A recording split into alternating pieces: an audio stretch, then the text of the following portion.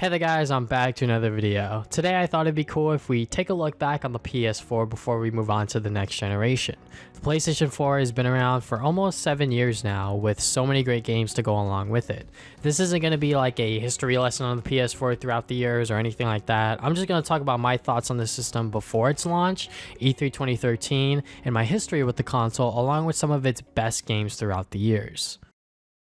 Before the PS4 was even revealed, there were a number of rumors circulating about the PlayStation 4's name. Many thought the name wouldn't be PlayStation 4 since the number 4 in Japan is considered unlucky. The codename Orbis was floating around the industry, which wouldn't have been terrible. It's just the PlayStation name is so recognizable in the gaming world, naming it the Orbis seems a bit silly nowadays. Even if they kept the PlayStation name branding attached to Orbis, PS4 was definitely the correct move. Fast forward to February 2013, Sony held an event to announce everything for the PlayStation 4. The official name, the controller, and a bunch of games were shown off during this event. They also talked about the Vita a lot, being a talking point throughout the event. However, Sony's main point they wanted to get across was the console being for consumers and developers. The PlayStation 3 was known to be hard to develop for, which is why a lot of the multi-platform games, the PS3 version was often the worst version. They talked about playing a game while downloading it, which only worked on select titles. Now, as a person that almost buys all of their games physically, I've never used this feature myself, but if you download a lot of your games, this feature could come in handy. Another thing that they talked about in this event was spectating tools, like watching your friend play a game and take control of that game as a way to assist them or try the game out. I've never seen this feature used by anyone, despite how cool this feature sounds. With the eventual rise of streaming video games on Twitch.tv and other platforms, Sony were definitely trying to get ahead of the curve. By the end of the conference, I was just waiting for more information on the PS4. I was very excited for Infamous Second Son since I'm a huge fan of Infamous and Sucker Punch in general. When E3 2013 finally rolled around, this is when I believe Sony won the console war for this generation. If you guys weren't around or don't remember, there were a ton of rumors and discussion going around if these new consoles, the Xbox One and the PlayStation 4, would have to be online at all times for the games to work, and other restrictions that prevented used games from being sold. A majority of the community was against no more used games since this would strip away what made buying physical games as a plus. If this restriction were to go through, you wouldn't be able to resell, trade, rent, or share your games amongst your friends. As for the console having to be online at all times, that was a huge stretch if PlayStation and Xbox went through with this. Internet in 2020 is not consistent in most households in America. It was even worse back in 2013. So going into E3 that year, many were wondering if these rumors were true. Turns out, Xbox were going through with these restrictions. An Xbox representative at the time said, "We have a product for people who can't access the internet. It's called Xbox 360, which was used as a Forbes headlining article about the upcoming Xbox console. As for PlayStation, who had their conference after Xbox, they decided against all of this and straight up said they support used games and won't need to be connected online. Obviously, this got a lot of people excited and pretty much sided with PlayStation before this new console generation even began. Xbox eventually undid the mandatory online restrictions and their used game policy. Even then, many were still on PlayStation's side and many didn't look back.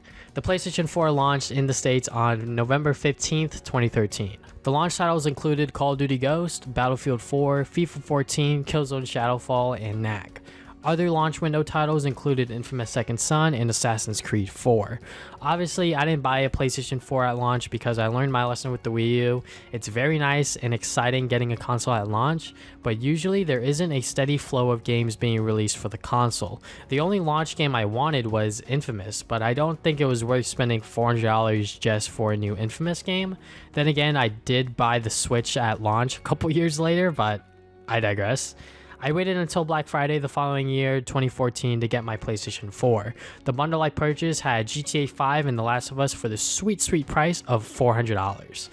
Even after the first year of the PS4, there weren't a lot of games I was interested in on the console. For the first couple of months, I was sticking with Infamous Second Son and The Last of Us. I had no interest in replaying GTA 5, so I sold my copy on eBay. My first big purchase on the PS4 was Batman Arkham Knight on June 23rd, 2015. Probably my least favorite Arkham game due to its many flaws, but hey, at least I got to replay God of War 3 a month later. The Nathan Drake collection released later that fall, which was a great excuse to replay the entire series before Uncharted 4 came along. 2016 was a great year for the PS4. My most anticipated titles being Ratchet & Clank and Uncharted 4. Both games ended up releasing to great success.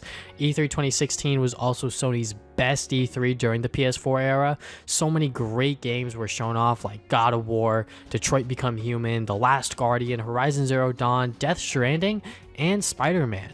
They also formally announced they're working on a Crash Bandicoot remaster, which was pretty hype since this trilogy of games has been requested for a very long time.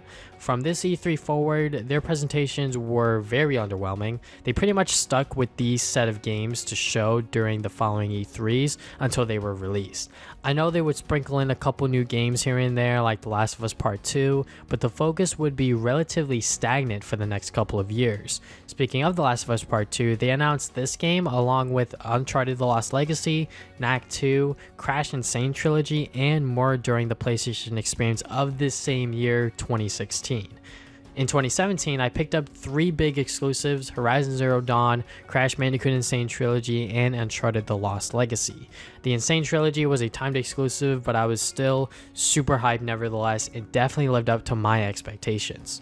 The Lost Legacy was an interesting spin-off for the Uncharted series that didn't quite hit the mark for me. Horizon Zero Dawn is another great open world experience on the PlayStation featuring robots in a futuristic setting. 2018 was the year a lot of the 2016 E3 games were finally being released, such as God of War, Detroit Become Human, and Spider-Man. God of War is a reimagining of the series and satisfied God of War fans. Detroit Become Human was my first dive into a Quantic Dreams game, and I really liked it. The main attraction was every choice being a contributing factor to the game's finale. Spider-Man being my favorite superhero of all time and my most anticipated game of that year, it really lived up to my expectations. It was everything I wanted in a modern open world Spidey game from Insomniac Games. The story, the gameplay, the presentation, everything was done extremely well, and I hope there's more to come. As for 2019 and 2020, I played Days Gone, which many doubted to be anything amazing since the whole zombie/post-apocalyptic trope has been done to death at this point. Regardless, I bought the game with no real expectations, and I was still left disappointed in how boring the game actually was. It's an open world zombie game, which hasn't been done a lot, but I think the setting itself has been done so many times I just couldn't get any enjoyment out of this one. I'm super excited for Ghost of Tsushima and The Last of Us Part 2. Ghost of Tsushima is a game that I've never thought Sucker Punch would make, but hey, I've fallen in love with everything they've created so far. I hope to do the same with Ghost of Tsushima. The Last of Us is one of my favorite games of all time, and I'm hoping the sequel lives up to my expectations. There's definitely a lot of pressure riding on this game due to the leaks and the constant pushing of the release date. I just can't wait to play this game. The PS4 has definitely had a wild ride. A ton of great exclusives released throughout the years. I for sure got my enjoyment out of my PlayStation 4 with 2 last games releasing very soon. The console sold over 100 million units as of January 2020, which makes it the second best selling home console ever, with the PS2 being number 1. I'm hoping the PlayStation 5 can do what the PlayStation 4 did and then some.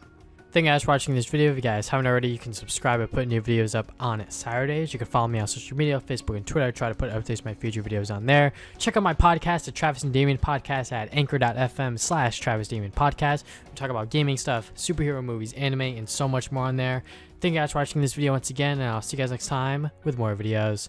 Game on, gamers.